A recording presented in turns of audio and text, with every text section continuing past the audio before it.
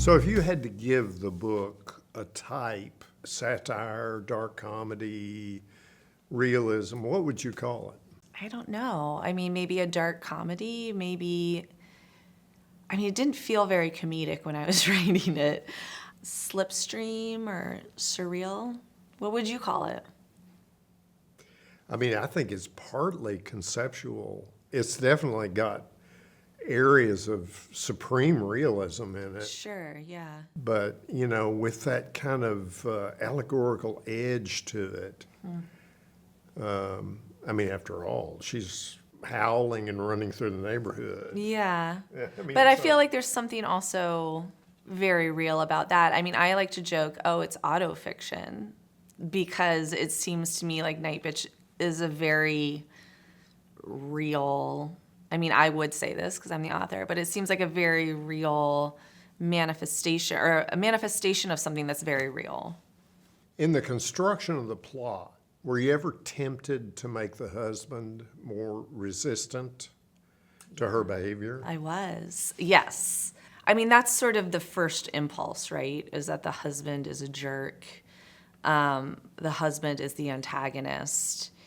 And I mean, I don't even think I wrote the husband that way at all because it felt too easy. And it also felt like it would focus the novel on that relationship when that was not what I was most interested in. I was most interested in the interiority of the protagonist of Nightbitch. I was most interested in her internal narrative.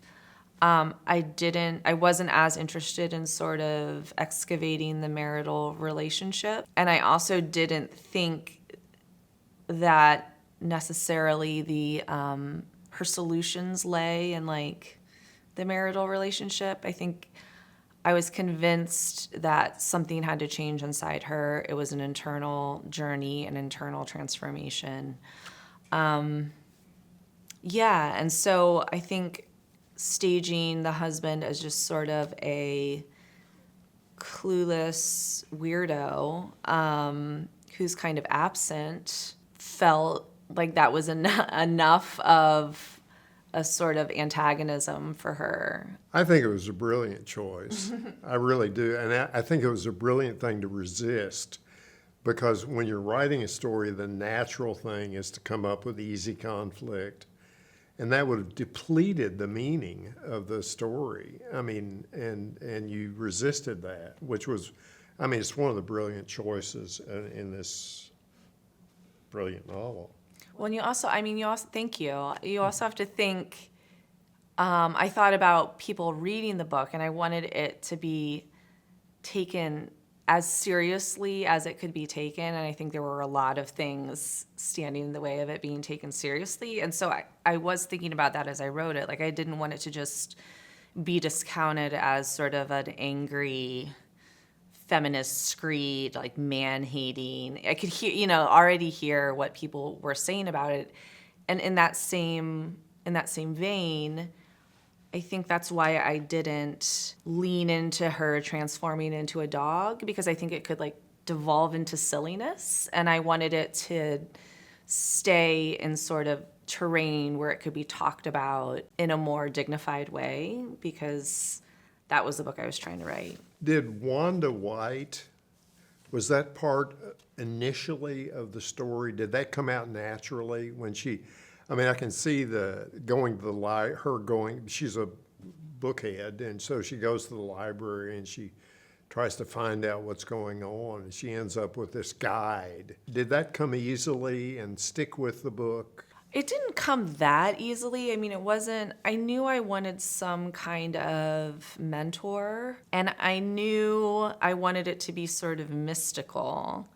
But again, I didn't want it to be silly. And I mean, maybe Wanda White's a little silly, but it started off as a Midwestern psychic, which I wrote into that a little bit, and I was like, this is too ridiculous. So I liked the idea of her turning toward intellect and reason, like going to find a scholar on the topic of transformation or whatever, like going to the library, trying to find a book that is going to make sense of it, but then the book actually deepens the mystery instead of elucidating it. That felt right to me. And I also liked, of course I liked this because I'm a writer, but I liked her being able to write to Wanda White and never have Wanda White reply. Because again, it seems like that's part of her journey into herself. She thinks she's kind of reaching out to someone, but it's actually her talking to herself. The way someone might sort of talk to themselves in prayer, right? When they're talking to God. So Wanda White became this sort of mystical, godlike character, which again made a lot of sense to me and felt right.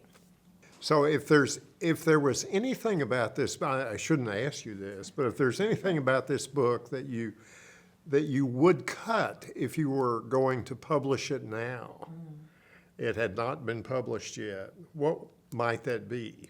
Yeah, or things I would change, still Things change. you would change. Upon further, further editing. I mean, one thing is when I give readings now, I line edit like crazy. I think I could have line edited more closely. But sort of the biggest change would maybe be the ending. There's this really nice section toward the very end where the protagonist is sort of talking about her parents aging and taking care of them and how we all like live in this lineage of care, of caring for each other. We're all in a cave. We nestle together for warmth. And it's this really lovely, beautiful sort of sentiment.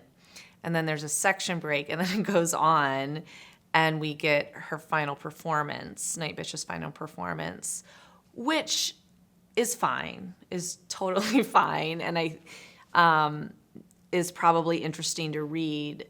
But I think I would maybe cut that final little section and let it end a little earlier, because it's almost like you don't want to see her performance too closely as a reader, because it might start to get a little hokey or something. Her whole like mystical sort of art stuff is maybe better in the reader's imagination than it is on the page. And so I think I might have cut that ending and just had it end a little sooner. That's interesting. Yeah. That's interesting. Because I wondered about that section Yeah. when I read it. Well, I thought it has, from the beginning of the book, when I started writing it, in my mind, I said it has to end with her final performance. Mm-hmm. That has to be how it ends. It has to end on a stage. And so I wrote through that, and it does feel like, yeah, that's where it should end. But I think reading it now, I see, I wrote the ending right here, and it this seems like sonically and sort of pace-wise, like this is sort of where the story resolves, but then it keeps going. So, and one more mechanical question: if you had to pick a climax, a conventional climax in this story, would you be able to do it? If I had to pick well, I did think about it. I didn't know how to write a novel when I started writing this novel because I'd never written a novel before. So I just kind of used basic movie structure, how to write a script, your first act, second act, third act. There's a midpoint where everything kind of turns. I think about the midpoint as sort of being this turning point where something happens with the cat that sort of wakes her up. That to me seemed like maybe one of the dramatic high point. What do you think? I think that is the climax. That is the conventional plot climax. I want to read it. It's so good. It's a wonderful moment.